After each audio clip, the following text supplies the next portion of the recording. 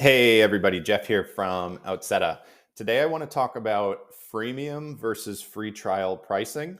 I'm going to tell you a little bit about the evolution of Outseta's pricing model and in general why I think freemium pricing can be really dangerous for bootstrap SaaS companies and why a free trial with a credit card required up front has been sort of the perfect middle ground for us as we've considered our own acquisition strategy.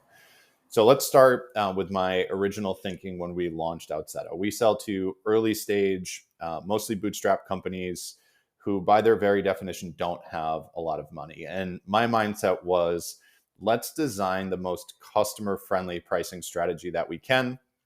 Everybody's going to start on a freemium product and they can stay on that freemium product to sort of kick the tires and make sure that the product is going to work for them for as long as they like. And the way that we structured our acquisition process was once you started using the product in earnest, you would move on to a paid plan. There were a lot of things that I liked about this particular strategy. It got a lot of people into our product. It got a lot of people exposed to our product. There was no barrier to entry whatsoever. We saw a large volume of leads, all these really positive things that come with offering freemium. And I think that freemium isn't just a pricing strategy, it is an acquisition strategy. So people talk about lead magnets and downloadable ebooks or templates or all those sorts of things. The best possible lead magnet you could have is your own product. There's so much value to getting people into your product early on and letting them actually experience the product itself. So I loved the idea of freemium. I still love freemium, but I do think it's particularly dangerous for small bootstrap companies. And here's why. So after several years of offering that pricing model, we had significantly increased the number of leads coming in each month. And what we quickly found was we had thousands of companies using our product all at once on a free tier that were asking questions of our support team. And suddenly we were spending an enormous amount of time on support and specifically supporting non-paying customers. So that limited the time that I could invest in marketing. It limited the time that we could invest in making product changes. And it got to the point where it basically ground our business to a halt. We were spending all of our time on support for free users. And at some point we said, this just isn't viable for us. We need to win back our time. And we actually overcorrected purposely. We went directly to a paid only business model. So there was no freemium product. There was no free trial.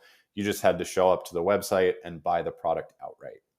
This was admittedly an overcorrection, and we were trying to sort of buy our time back. But we learned a couple interesting things in going direct to paid as well. First of all, the number of new paid customers tripled. So there was a huge benefit in terms of people just paying us more quickly. And we also saw that because people had to pay immediately, the quality of the customers coming in were higher. They would show up to onboarding calls with very detailed lists of questions. They would engage with our onboarding emails at a higher rate. They were just more engaged buyers because they had been asked to make a financial commitment up front. And we had a lot less tire kickers. So we saw some really positive signs from going direct to paid. The downside of that, of course, is first of all, you're killing some aspect of brand exposure. There's a lot of people that aren't going to buy a product, particularly a software product, before they have a chance to evaluate it or use it. So we definitely sent some people away. And beyond that, as you would expect, we did see churn increase pretty significantly. There were some people that would sign up for the paid version of the product, sort of quickly realized that we didn't have a particular feature or bit of functionality that they needed, and then they would churn very quickly. So while we tripled new customer signups, we really only doubled customer signups after we factored in churn. Still a good outcome, but we knew that it was important that we let buyers try the product before they buy. So as a middle ground, we moved to a 7-day free trial with a credit card accepted up front. So why those two aspects of the trial? In terms of the 7-day trial, something I've experimented with a lot in my career is trials of different durations. And what we found is the longer the trial, you just give people more time to not evaluate the product. They just kind of procrastinate if you give them the time to procrastinate. So a shorter trial drives some sense of urgency and drives people to actually evaluate the product more quickly.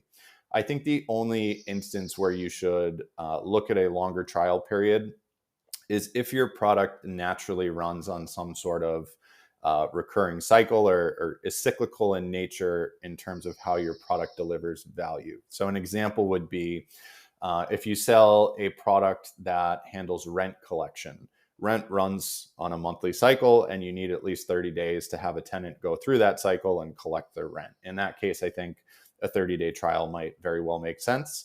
But otherwise, I think a shorter trial duration is good. And generally, 7 days, while a lot of prospects still to this day tell us that trial period is too short, there's plenty of time there if you're actually sitting down to evaluate a product. 7 days is long enough. It's just a matter of actually starting that trial when you're ready to start your evaluation. And then as for asking for a credit card up front, asking for a credit card up front is purposely putting some friction into your sign up process. It's saying we only want people evaluating this product that are serious about buying it. You are on the fast track to buying this product. You are going to auto convert to a paid subscription if you don't choose to cancel. And I can see why that is unfriendly. I understand why people don't want to sometimes put down a credit card at the beginning of the trial, but it gets both you and the prospect on the same page that there's a serious evaluation happening here. We expect you to sit down and actually evaluate the product during the 7-day period, and we're moving you towards becoming a paying customer. This isn't just for tire kickers. This isn't just a product that you can sit on a freemium offering for months on end. We're moving you towards a buying decision here.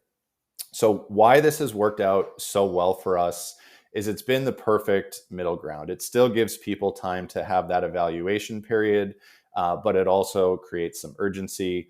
We've seen certainly fewer leads. So if you look at the conversion rates and just the number of leads that we saw when we were on a freemium product, we now generate something like a third of the leads that we did having a free trial with a credit card up front. So the number of leads that we see is substantially lower, but the quality is generally higher. That means our team with limited time and resources has more time to invest in those people that are on trial that do represent sort of better quality leads than the larger pool of freemium leads. And in terms of our conversion rates, our conversion rate from a freemium product to a paid product was about 8%. Our conversion rate using the 7-day free trial with a credit card required up front is about 60%. So it is a much, much higher conversion rate. Fewer people for us to invest our time in. It's lessened our support load, and ultimately it's resulted in us growing significantly quicker. Now, I do want to admit there are some downsides to this.